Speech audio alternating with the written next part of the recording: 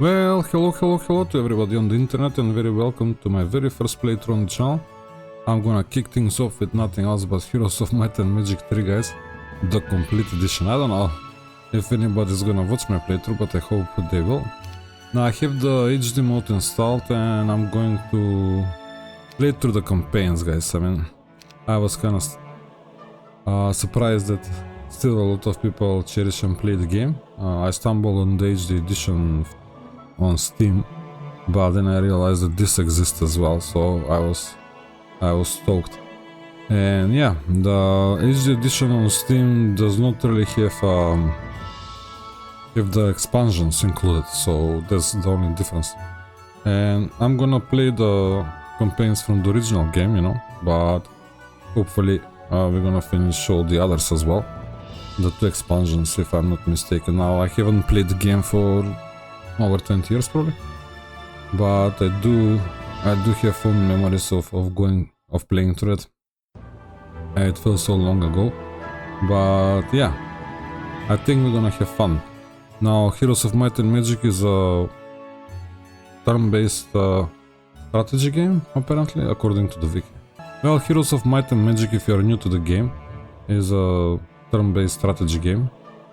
And I'm gonna kick things off with the Long Live the Queen campaign, which is going to give us the castle faction, if you will. There is 9 faction in the game, and as you can see, Long Live the Queen is about the queen who is trying to actually defend or keep her kingdom not being divided by the greedily neighbors. And in order to win this scenario, we have to capture the town of Terneos. Now we don't have to kill everything on the map or all the enemy heroes and capture all the towns, but only that one. I think I'm gonna go with the resources, because why not? I'm not sure if that's optimal, but yeah, the first scenario is Homecoming. Our initial landing has captured a devastated outpost. Information is scarce and unreliable at best. Neighboring citizens have fled their villages. Remaining survivors tell conflicting stories. Evidence points to a Nighon invasion. Rally local militia and train them quickly. Destroy all hostile forces you encounter. Assume the worst. Assume we are at war.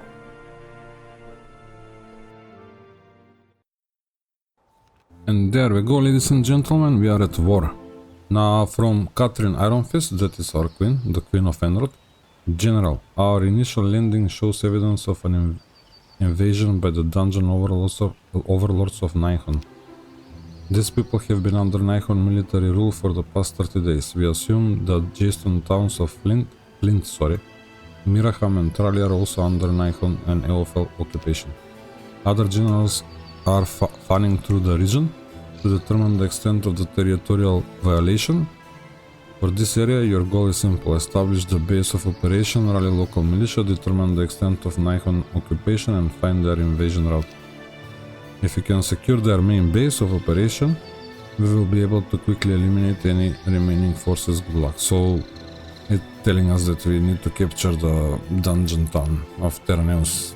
I think, yeah, it was a dungeon town, because I had an attempt to record this and I ended up playing through the campaign, to be honest.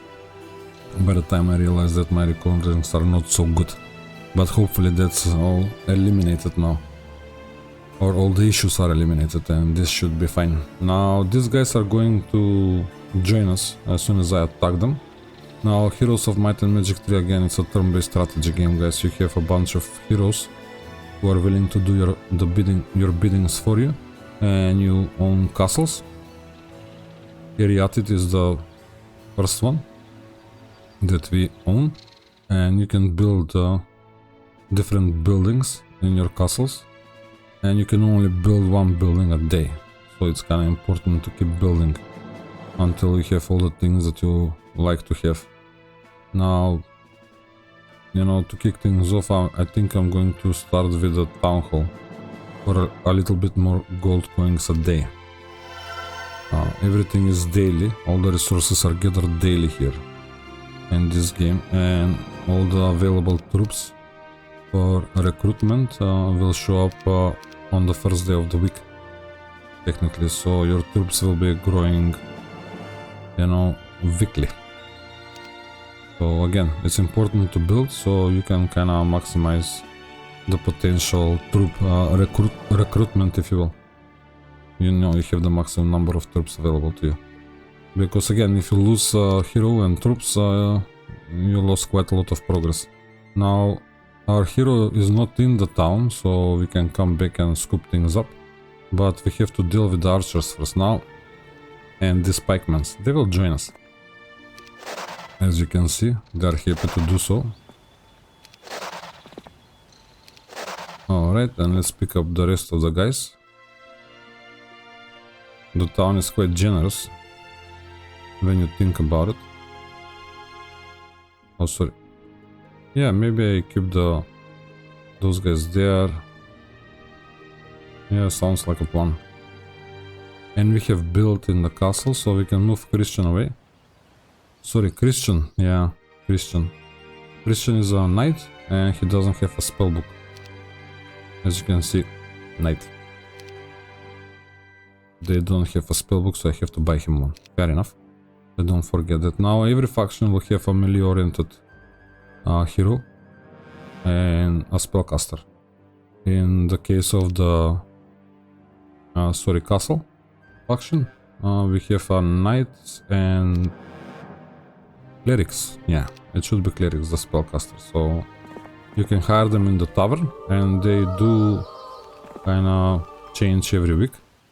And since I want another hero and I have only Lord Heart available, but Lord Heart is quite nice when I think about it. I'm gonna buy him. Now, you see in the top row here is the hero primary stats or abilities, if you will. They're not really abilities, they're stats, I would say. Attack, defense, power and knowledge. So the attack of the hero and the defense of the hero will grow with levels, and they are directly added to the basic attack and defense skill of the troops under his command. As you can see in the brackets at the end. So the unit will have 4 attack skill plus 2 from the hero is 6, and the defense is 5 plus 2 7. Now every unit will have a range of damage that they will do and health per unit. So these guys will have around 160 points if I'm not mistaken, and their speed is 4. I think that's the starting speed or the movement speed. Oof, I don't remember now. And the archers too, they both have same speed. Probably is the movement speed, to be honest. But I might be wrong, I have to check. So don't quote me on it. Then in the second row here we have the hero's specialty, or specialty, sorry. And he will receive 5% bonus per level to the estate skill. And we have basic estate skill. So he's level 1, he will be getting only 5% on top of the 125% gold per day. Now this is nice, you know, for the gold generation. And different heroes will have different specialties, you know. And then you have the morale. And then there is the luck. As you can see, the morale is already modified by the basic leadership skill. Then you have experience and spell points. And you have secondary skills, if you will. And you don't know what you're gonna get as you play the game. You're gonna acquire them when you level up. So technically every playthrough will end up being slightly different. Now, there are not two that will be exactly the same. Because a lot of things are on random. Now on the map you will also have a bunch of things, buildings that will kind of boost their, you know, primary skills, and as they level up they will also, you know, grow their primary skills. Now the knights in this case will be gaining more attack and defense skill, while the clerics in this faction will be gaining more power, spell power and knowledge. Now spell power will determine the duration and the strength of the spells, and knowledge will give you 10 spell points per level of knowledge usually. But then you have artifacts and secondary skills that will give you more spell points. So you might have one knowledge, but if you have the skill who is boosting knowledge, I think it was intelligence. I mean, it's technically doubling your spell points. I believe, yeah. That's how it went. And then depends on the artifacts. Many things again are on random in this game, so you're gonna end up with very different characters all the time.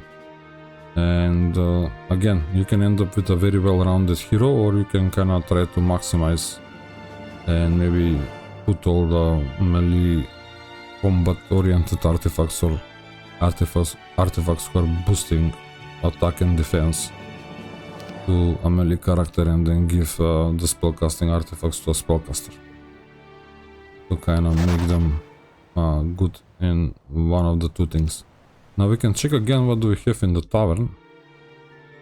Oh, we have a cleric, and his specialty is prayer. Well, I don't know. I don't really know if I want him. Loins. I don't remember what the prayer spell used to do, but I think I'm gonna pass on him, to be honest. And once all your movements are kinda exhausted on your heroes and you have built it, you have to press end turn so the enemy can play. Returning from Miraham, a scout enters the Eriated courtyard and reports Miraham is under occupation by Eeofol and Nighon troops. There we go. So the tips from the beginning of the game are kinda playing through. Okay, we have a bunch of goodies in the ocean or the water.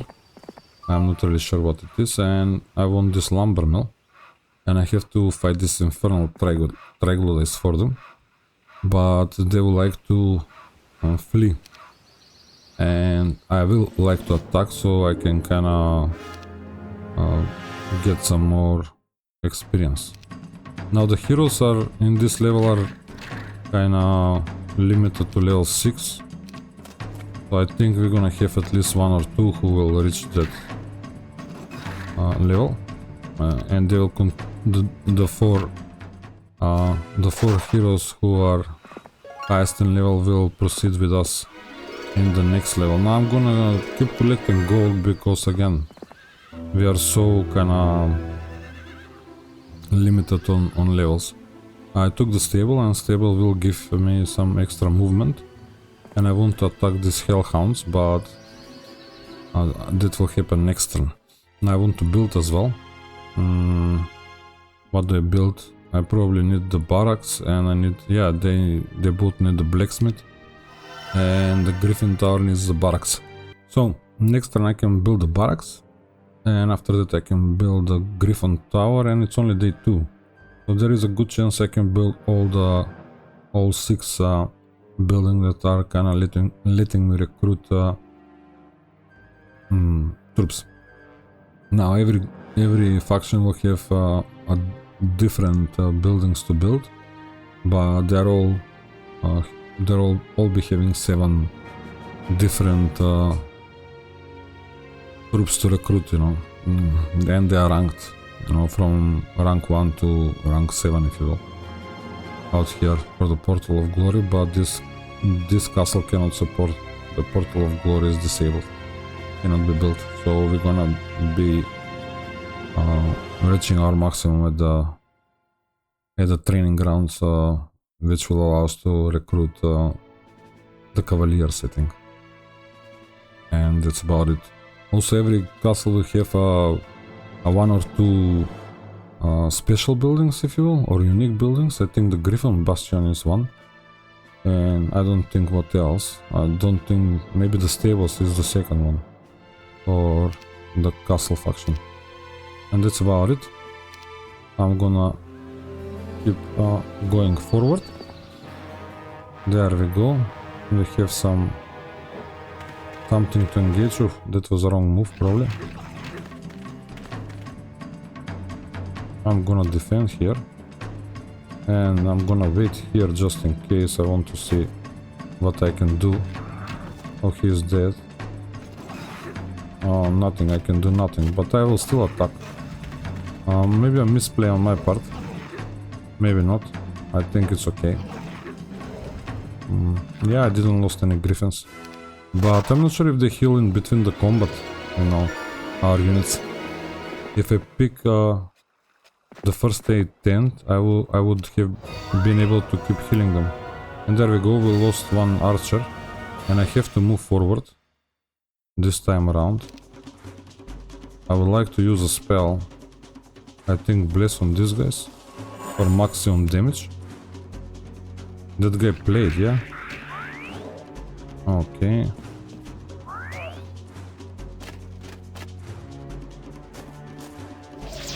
Alright, and the high morale kicked in. And we got to play a second time on the with the pikemen. Alright. They're a bit tough though. We lost one griffin too.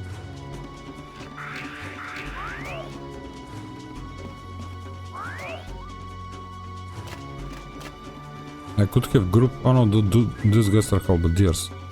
They are upgraded version of the pikemen.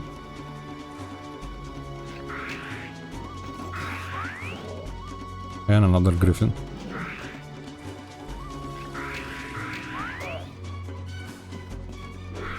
And fair enough, I reached him. I thought I messed up. So yeah, we lost some troops, but we got to experience in a gem mine. Gem pond, sorry. That will generate gems for us. Now Lord Hart has to play too. He's gonna keep scooping these goodies in the water. I think the whirlpool is just a decoration, you know. I don't think it's doing anything else. So barracks it is. And yeah, I would like to buy a cleric, but I'm not really sure if I want to buy this one though. I might pass on him, and I might regret it. Kind of thing. One of your aides approaches and hands you a scroll, mentioning that the scout who just delivered it was suffering from numerous injuries. You unfurl and read the scroll. Flint is occupied by Eeofol's troops again. You know, the tips from the beginning. Oh, Cape of Conjuring. We will check that now. That is our first artifact. Right. Oh, duration of all the spells by 3. Well, that's nice, because we can use the bless, you know. The bless will last longer. And again, it will maximize the damage that the units will do. So the range, let's say from 2 to 3 is gonna be always 3. Or 3 to 6 it's gonna always be 6. So again, maybe I'm not using it the right way, maybe a different unit will benefit more.